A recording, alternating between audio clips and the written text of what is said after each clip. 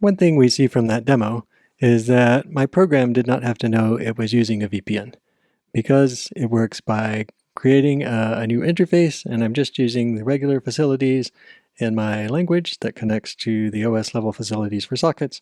No cooperation is required from my program, and it can all just work.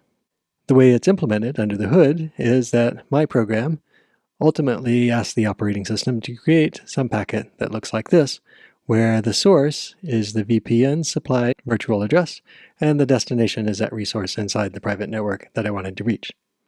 Instead of sending that packet out as is, though, it gets wrapped up in another packet that has the source being however I'm actually connected to the internet, and the destination being the router that stands between the private network and the rest of the internet.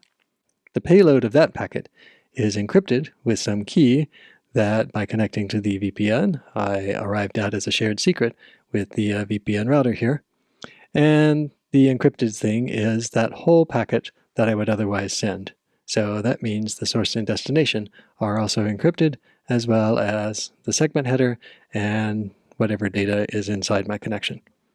That packet can then be routed over the internet as normal to the destination address, which is the router here. The router will recognize this as a packet implementing the VPN, that is, as an IPSec packet, and it will decrypt the enclosed packet and then send it on as a normal packet inside the virtual private network. So that way, no one in the internet at large here ever saw the decrypted packet. It was only routed inside the private network. When the service that I contacted inside the private network wants to reply, then it's replying to, again, my virtual address. The router on the edge of the private network notices this.